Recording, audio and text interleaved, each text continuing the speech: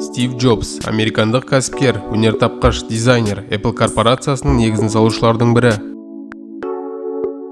Стив Джобс 1955 жылы 24 ақпанда Сан-Франциско қаласында дүниеге келген. Туылған кездегі аты Абдул Латиф Джандали болған. Оның әкесі Сирияның тумасы Абдул Фаттах Джандали, ал анасы Джоан Шибле болған. Олар Висконсин университетінде танысып, одан бір ұл дүниеге келеді. Алайда Джоанның ата-анасы сириялық жігітке тұрмысқа шығуға рұқсат бермейді. Джоан ұлын асырап алатын адамдарды іздеген. Оны Пол және Клара Джобстың отбасы асырап алған. Олар балаға Стивен Джобс деп ат берген. Стив Джобстың мектептегі үлгерімі жақсы болған. Тіпті оны 4-ші сыныптан бірден 6-ші сыныпқа ауыстырған. Стив 13 жасқа толғанда Hewlett Packard компаниясына жұмысқа кірді. Онда ол Стив Возникпен танысты.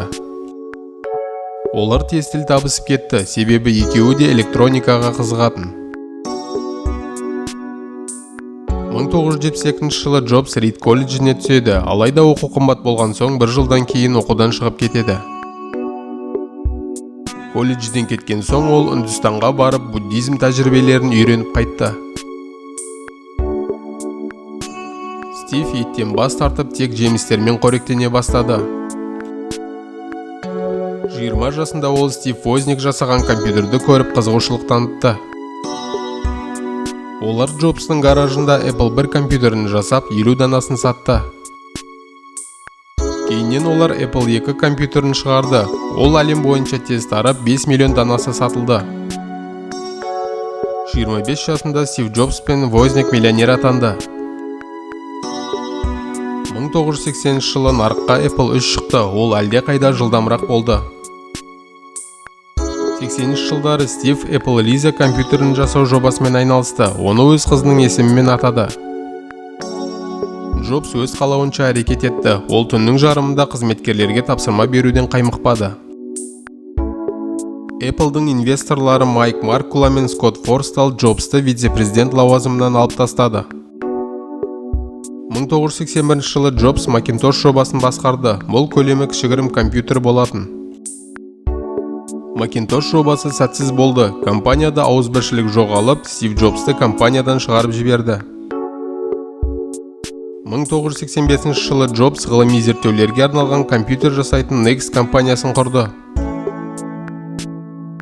Стив Джобс кеткен соң Apple'да жаңашылдық болған жоқ. Компанияның акциясы да төмендеп кетті.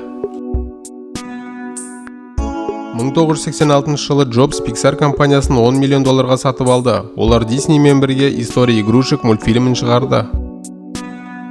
1997 жылы Apple Next компаниясын $427 миллион сатып алды. Стив компанияға қайта оралды.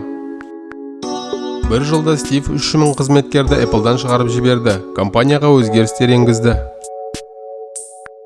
1998 жылы Джобс футуристік дизайнда жасалған iMac компьютерін көпшілікке паш етті. 2001 жылы Apple iTunes Amoeba Media Player'ін жарыққа шығарды. 2001 жылы 23 қазанда Стив көпшілікке iPod плеерін ұсынды.